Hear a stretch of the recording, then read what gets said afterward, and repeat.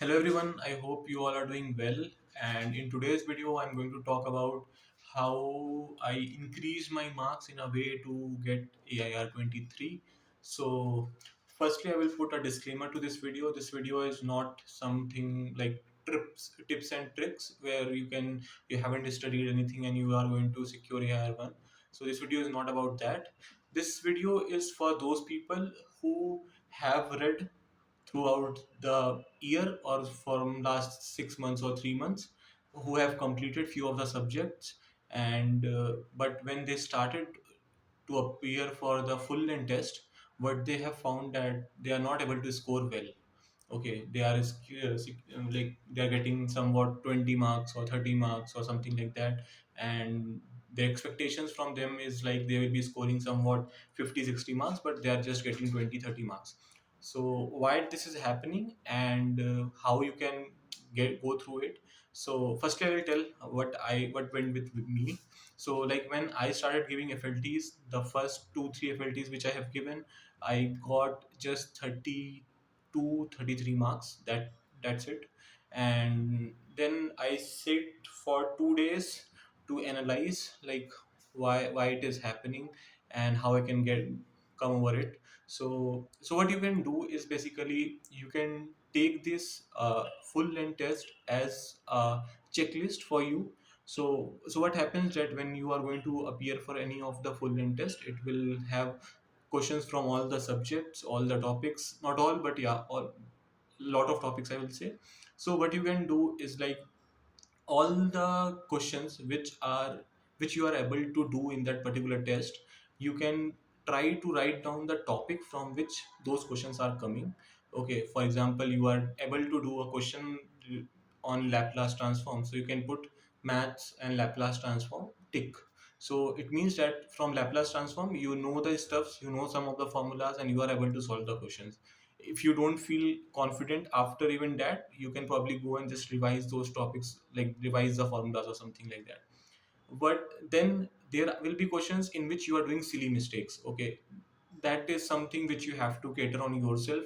So for doing that, what you can do is like you can prepare a A4 size sheet or something where you can keep on writing all the mistakes which you are doing and keep on revising those mistakes. Okay, in just like the way you can do it is like there was a question from mass transfer or a question from heat transfer where the unit should be joule, but I was not able to convert the unit to joule, and that's why I got the answer wrong.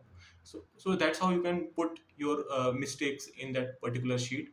You can put point wise and try to revise it for 5 minutes before starting to appear another test, so that once you come across such a question which has something regarding joule or something like that, the first thing you will see is the units. Okay, are the units correct or not? So that's how you can replicate that's how I'll say that that's how you can basically avoid doing those silly mistakes.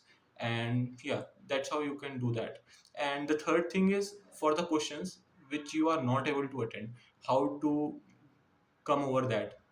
So the best part of these test series will be that if I say you go and revise chemical engineering, so you will have so many topics, so many subjects that you will be confused at which one to start with. You will get bored which one to do, which one to not, and all those things.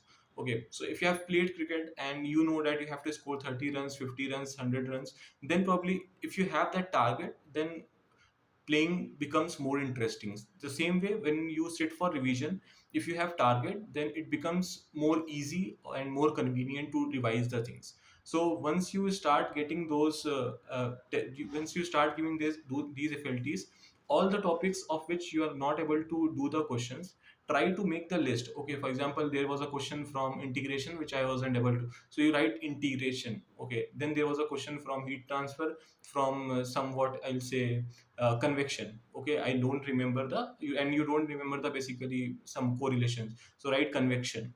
Then there was a question regarding this and you are not able to do that, write that topic. Okay, and on the very next day, or take your time. Okay, it's not necessary to give test every day.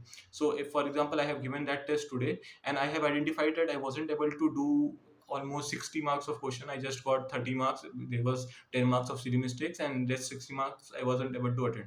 So because of that 60 marks of question, I will come up with almost 40 to 45 topics. Okay, you take your time to revise and to go through all these topics one by one, because now you have a checklist what you have to do. It will be more interesting for you to go through all those topics and try to do each and every topic, like, okay, this is the theory of it, this is the formula of it, this is some of the questions which I have done while preparing this topic. So you have to go through one by one each and every topic.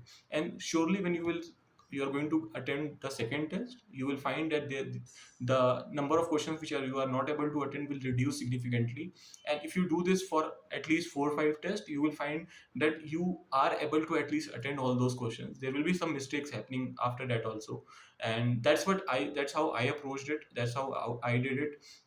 So as I told you that in the first 3 4 tests I was scoring 30, 32, 33 marks, like just like that. But once I did this exercise, I started getting 45, somewhat like that. Then it increased to 70, 50, 55, 60, 65, 70. So it keep on increasing this way. I remember that the highest I got in mock test was around 74 or something like that. So it keeps on increasing, and it is not something which is like you got 30 today and you will get 90 tomorrow. It's not like that. Every time you will do mistake, you will learn from your mistake, you will increase your marks by 5 6 marks. Then you keep on doing, and it will increase.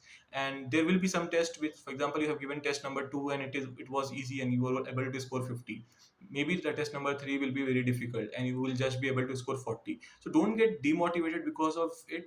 Take it as an opportunity that you got a number of topics to on which you can improve yourself, and try to improve yourself. Okay, so that's the best way you can deal with it. And at this moment you cannot get demotivated and sit back. So I'll suggest keep on pushing yourself. Okay, there will be time when you will be feeling that it's getting harder and harder every day, and you are not able to cope up with it. But trust me, like, just keep on doing for next 30 40 days, and you will surely be happy when the results were there.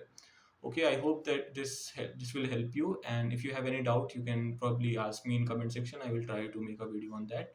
And please like, comment and share.